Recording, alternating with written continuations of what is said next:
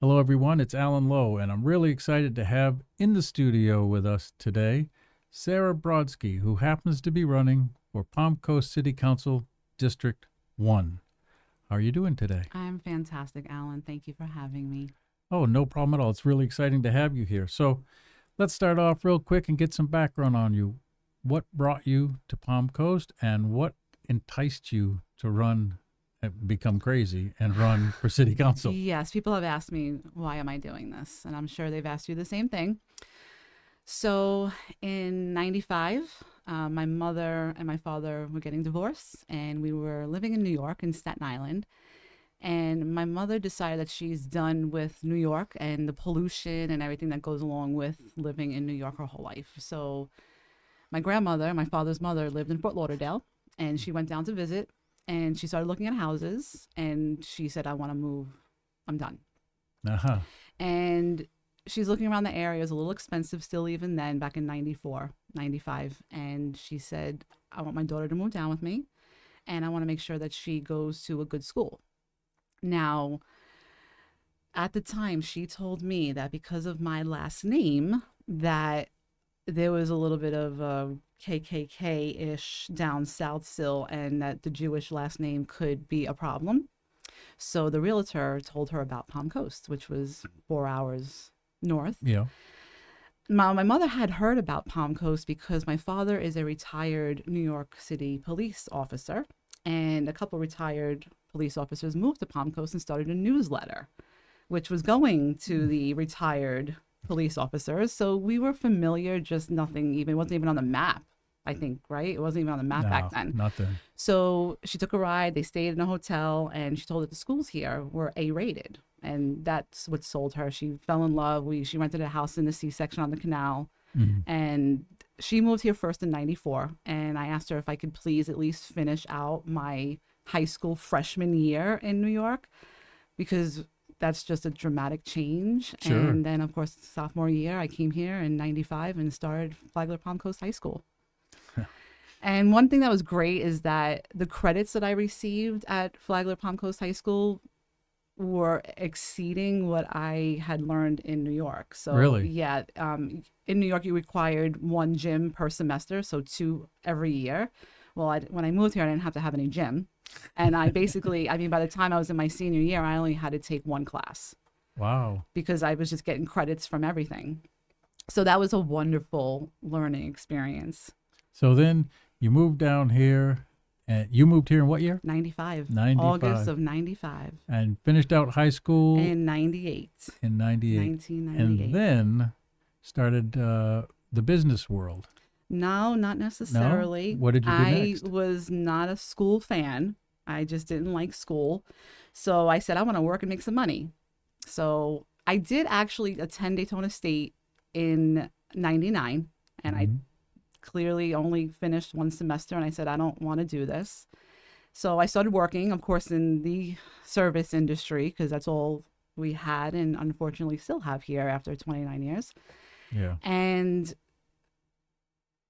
I worked since 99, 2001, 2, 3. I think 2004, I started working at Terra Nova's. No, I'm lying. I'm sorry. It was 2001. I started working at Terra Nova's in Flagler Beach when they were in Flagler Beach. I remember that. And I was working with some older ladies, and they're showing me their varicose veins. And, you know, they're in their 50s and their 60s, and they're like, don't do this for the rest of your life. You know, do something with yourself. And I didn't really even think of what my capabilities were at that time, because I was just busy hanging out and enjoying my life and working and just, you know, living what I wanted to do, because I didn't have to go to school. So I was at Terra Nova's for almost 12 years. And during that process, I said, okay, I don't want varicose veins. I realized that I am smart and intelligent, and I need to do something with my life. So I went to Daytona State. Actually, it was Daytona Beach College. It was DBCC. DBCC, yes. So I lived in the Woodlands at that time, so I could basically walk right there. And again, no desire for school. I said, what am I going to do with myself? So I started just taking some general education courses just to get going, see where my life was heading. And I chose interior design not on purpose. I actually chose interior design because it didn't require some courses, such as some major sciences and major math courses. Mm-hmm. And through that process, I fell in love with interior design. I mean, I was a mess. I had no idea what I was doing. You know, the people that were in that course had a desire. But what I learned through that is that interior design wasn't just picking out pillows and curtains and making, you know, finishing touches. I had to take AutoCAD 1 and 2, architectural drawing 1 and 2. So I was actually halfway even through my architectural degree if I chose to get that as well. Wow. So then I started finding, I'm like, this is impressive. I didn't even know that I was capable, of course, until you're in something, to know that what Sure. you're capable of doing. And I thought, okay, I must have had something all along. I just really didn't, you know, put 2 and 2 together because I wasn't thinking about a career. I was just living my life. And I graduated and got my associates in interior design. And then in order to sit for the NSID, which is the interior design degree state license. You have to be state licensed? Well, to you be? did. They no longer have that, but Ah. that was in 2004, I think. So they wanted a 6-year program. You either get your associate's degree in interior design and work for a licensed interior designer for 4 years. And then once you have all your accredited hours, you can then sit for the test. Or get a 4-year degree in interior design and then work for a licensed interior designer for 2 years. So clearly living in Palm Coast then, there was not one licensed interior designer here. And I thought, well, now what? You know, I fell in love with this passion. I was like, I got to leave Palm Coast because there's no opportunities here again, something especially for interior design. So I did my internship with Joseph Pizzulli, who is the architect of Flagler Beach. And I learned so much from him. So I really wanted to continue and get my architectural degree also, but it was still an associate degree and doesn't count towards that time. So I did spend a week in Orlando. I was thinking about going to Rollins and living my life in Orlando because I was used to being a city girl. And here we are in Palm Coast with about 15,000 people. And far it's just from being a city. Still wasn't on the map. So we stayed there for about a week. And I thought, well, I don't know. And then about 2 years later, Daytona State offered their Bachelor's of Business Management. And that would count towards my 4 years. So if I chose to continue this career, I would only have to find a licensed interior designer and work for 2 years. Well, again, you know, through all that, here I am still in Palm Coast, getting 2 degrees and still working at Terra Nova's while doing this. Figuring out, again, where is this leading me? Because there's nothing here. I must have filled out, after I obtained my bachelor's degree, I must have filled out at least 100 applications for larger corporations in Jacksonville and Orlando, any larger city that was actually on the map.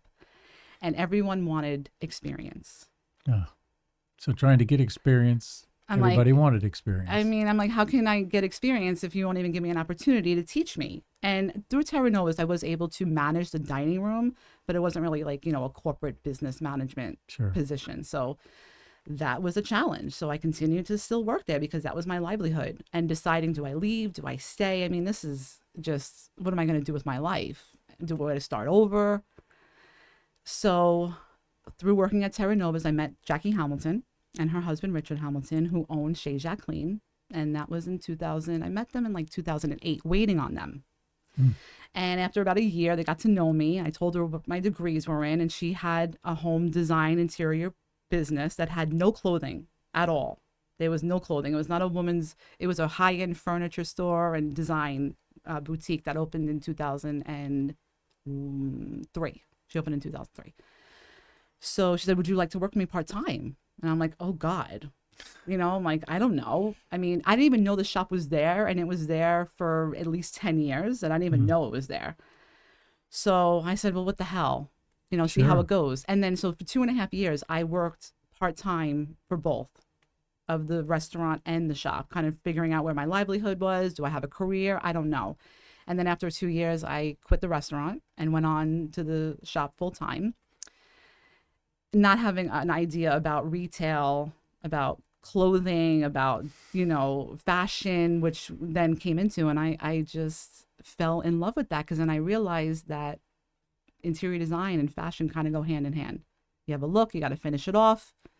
Right, right. And I've learned a lot about myself. And I think through the shop, and she allowed me to find myself.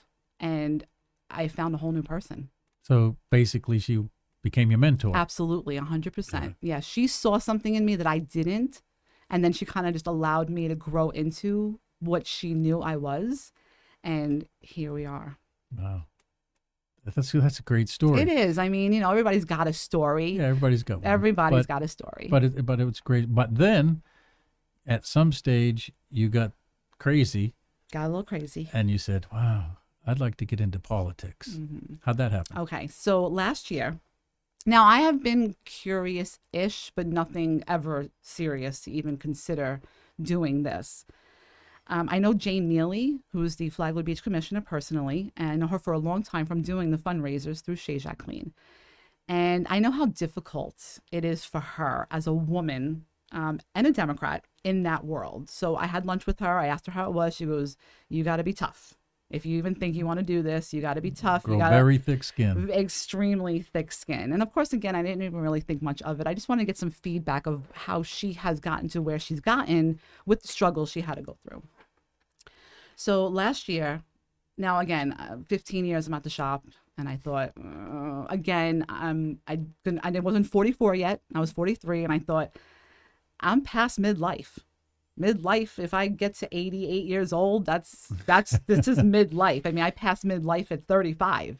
When they talk about a midlife crisis, this is beyond that now. I thought I need to figure out what I'm doing with my life. It's now or never.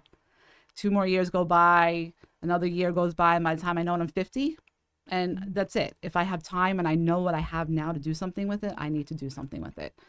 So last year, I went on the most amazing trip of my life to Greenland and Canada. Beautiful. Oh my God.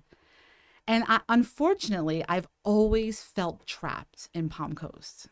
And because there's no opportunities, if you come retired, it's different. You have a lifestyle, you figure out what to do, you basically have money, you don't have to worry about working financially.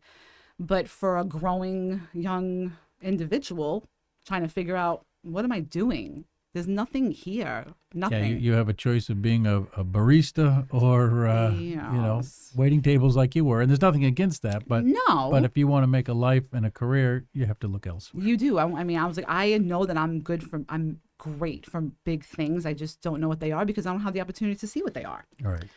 So when I went there, I was like, oh my God. I mean, the community that they just help each other, strangers help each other. It was just a whole different world. And it kind of really woke me up and said, okay, I'm done. I am done with Palm Coast. I've given it as much as I can give Palm Coast for the people who run this county to give us an opportunity to be a great community. And still, that has not happened. Right. I understand a pandemic. I understand not everybody has lived through 2 of them. And that has put a huge damper on lots of things. But we also had time before that to improve. A lot of time. A lot of time. And time since. And time since. So my father moved from Staten Island to Jersey, to a 55 and older community. And I said, my mother unfortunately passed in 2019. Sorry. And I know, it's it happens, right? We all go sometime. Nobody gets a free ticket out of here. Both of mine are gone. I know. And so my father, he just turned 81. So Awesome. Last year he was his 80th birthday. And I said, you know what? Instead of having a party, let's go on a cruise. Nobody's gone on a cruise since COVID. Let's have a nice time. So we actually went. It was a round trip from Brooklyn, which for him, we were in Staten Island still, 25-minute ride. Round trip to Greenland and Canada. And it was 12 nights. And again, my eyes were just like, oh my God, look, there's a whole world out there. And I'm trapped in this, like, whatever square miles we have here. And if I'm lucky to leave and go to, a larger city, even in Florida, it's still just, you go back. Right. And I told my husband, who we've been together 21 years, I'll just throw that out there, that he is also a veteran. He was in Desert Storm. So, everybody's, Please thank him for his service. Oh, yes. He's such a American, he's all for it, all military, Army all the way. So I look at him and I said, let's move. And he's like, really? Because again, I am loyal, stationary. That's not my character to just get up and go. But that trip made me realize that it's now or never. We don't know what's going to happen to us. We don't know anything. Anything can happen at any time, sick, healthy, young, old. Yeah. You got to enjoy your life. And I'm not happy. So he said, okay. So I come back and I tell Jackie, I said, I think I'm leaving Florida. I'm going to go move closer to my father and figure out what happens from there. Now, before I left, I signed up for the Citizens Academy. Mm-hmm. And if anybody doesn't know about the Citizens Academy, it's a wonderful program that the city does offer for free. That's a 7-week program that takes you all through the city and teaches you how the basics of how Palm Coast is run. Supposed to be run. You could say it. It's how, I don't even know if it's supposed to be. It's just, unfortunately, I think it's an overview of a much bigger picture. Okay. I learned a lot, not so much through the program, but actually speaking with city workers, and my brain started firing off. One of the instances is we went to, I believe it was Public Works and then Stormwater, and I forgot his name, and I don't even think he's there anymore, which is even more sad. And this was only in September of last year. So, how quickly things change. They only have one parts specialist for all their heavy machinery. So if he gets sick, if he goes on vacation, you need a part. Everything shuts down. That's just too bad. So my husband is a parts specialist. He actually works for Mobile Mark. He is not a mechanic, but he is a parts genius. If you need a part, he will find it. So I thought, oh, what a great opportunity. Let me see if they could use another parts specialist, and work for the city and get all the benefits. And he says, no, that will never happen. He goes, I can barely pay my guys what they're worth as it is. And I thought, well, how does that work? He's like, well, budget, approval. And I'm like, oh my, what is happening? So that was my first little light bulb that went off. And then again, I'm still moving. Right. I'm still packing my house up and selling it and just getting out of here during this process. But I committed to the Citizens Academy. So I said, I'm just going to finish this out. I'm not going anywhere right this second. So a friend of mine said, I said, I don't know what to do with my life still. And she goes, you need to pray to God. She goes, and not just pray, you need to beg. Excellent advice. You need to beg. And I am a believer. So I said, okay, because I was at a loss. I didn't know what to do anymore. I thought, this is a big move. Sure. So I prayed and I begged for a sign. And they say, oh, he's going to give you a sign. It's like, well, how about some big bright lettering and a guide of, this is where your life is going. So during the Citizens Academy, we had a mock city council meeting. So I learned more about the council and, all the details that go along with that. And I've been to a couple council meetings, not as many as you, Alan, but just a few to know that I don't want to go anymore because it's useless, unfortunately. In my mind, that's what I thought. Next speaker, please. Next speaker, please. And I'm like, well, what happens to the speakers and what they're saying? It's just the next speaker, please. And you're allotted your 3 minutes and then you go sit down. And they handed out these pieces of paper. The city clerk said, right. You're the mayor, you're Kathy Heitner, you're a public speaker. And I opened my piece of paper and it says Adanko District 1. And I'm like, is this my sign? Because if I was, to ever consider thinking about, because I'm moving still. Right. But if I was ever to consider running, can I make a difference? It would be for this seat. It's not any of these 20 other pieces of paper that got handed out. It could have been any of them. So I'm still kind of in shock. Is this my sign? So I get up and I sit in the seat of District 1 and I'm on the dais and I'm looking out there and I'm like, oh my God, this is just weird. I could have been anywhere. I could have had nothing. And after that, I went up and filed, not having any clue about what's involved. The only thing I asked one of them was what's required. And they said, if you work full time, you have to have a lenient job because of the requirements of time. And Sure. I said, well, after 15 years, if she's not going to be lenient with me for something that I want to do better for our community, then it is what it is. So, of course, that's, I do have to work full time financially. I'm probably the only candidate that actually has to work full time. No, I still work. Well, that's not retired-ish. No. Okay. Well, there's two of us. There's two candidates. So I filed, and normally I feel like when people want to try something new, they hit a lot of roadblocks. They start questioning themselves, and none of that. I filed in November of last year, and none of that. A couple hiccups here and there from learning experiences. Sure. But nothing saying like, what are you doing? Why are you doing this? You were leaving. And it's just been an enjoyable, amazing ride. And I have learned so much just about local politics and what goes on the innards. And of course, the education that I have learned, just general education about it, that I can pass forward to residents, because people have lived here for 30 years and didn't know what district they live in, Yeah. that they can vote for any district, no matter what district they do live in. Yes. How important August voting is for our It's actually the most important. It is the only when I made my campaign cards, I realized that I need to put something on there. So I started making little business cards that I had started attaching to them that said Election Day, August 20th. Mm-hmm. And someone says, well, that's not Election Day. I said, yes, it is. Because at the time when I filed, there was only two of us. So I thought, well, if there's two of us, one of us is going to win in August. Right. So it is Election Day, even though it's an election primary day. Yeah, but that would be the end. That would be the end, and people don't have a vote. And I actually didn't even learn that until I think like February of this year. And of course, finding the right people with the right information and understanding the information to pass it on was a journey, because it wasn't that easy to understand. So I made it very clear, but people still don't know. No, they don't know. And even right now, as we speak, people don't know that Saturday starts early voting. Saturday. They even already, I just passed the LED signs. They're out by the library. But, in the special mayoral election, what was it, 3 years ago, with those LED signs out and all that stuff out, people didn't know. No. And back then it was about 80,000 registered voters. 18% voted. 18%, almost. So if it was 100,000 voters, that'd be 18,000 people voted. Yes. So, we got what we got. Exactly. And people don't know, like, all right, November. And I'm like, no.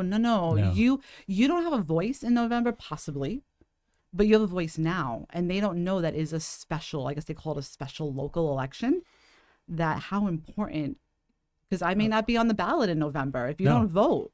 Yeah. If people want you to be their representative and they poo-poo the August primary, they may not have that choice come November. No, they will not. Yeah. They will not. So I am guilty myself, of course, for previously not knowing or even being educated on it, because everything's up to us basically to learn and figure out. And that's another problem, is I want to be that person, like they say, that advocate for people, to be able to share information with them on a way that they understand it, instead of them having to go to the election site, to the Palm Coast Connect, which is a whole nother topic. Yeah. So let's get into some little bit more specifics. We were both at a meet and greet down at the Flagler Women's Club last night. Yes, we were. And unfortunately, there were so many different candidates that it was difficult to narrow down a question to individual candidates. So I have a question for you. Oh, okay. In District 1, well, at large, it's kind of weird because, for people that don't know, there's 4 districts in Palm Coast. The mayor is at large in all districts, but there's 4 districts. Once they complete the westward expansion 50 years from now, there'll be 2 more districts added, I've heard. But at the moment, there's 4 districts. So what people don't understand is, it doesn't matter what district you live in, you vote for all districts, and all of the district representatives take care of all of the cities. So why we have districts, I really don't know, because it's somewhat meaningless. But you are running for District 1. Yes. So if you were to report, let's say there was district meetings for district citizens, what would be your top priority for District 1?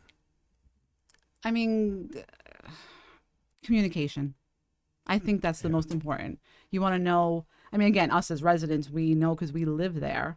But communication, being able to know that whoever is advocating for you is available and willing to hear you and listen to you and feel like you're approachable and you're going to respond to them just as a normal human being would be. Right. But for some reason, I don't know what happens in the political game if your intentions start out that way and then all of a sudden you become unapproachable and robotic and just not human.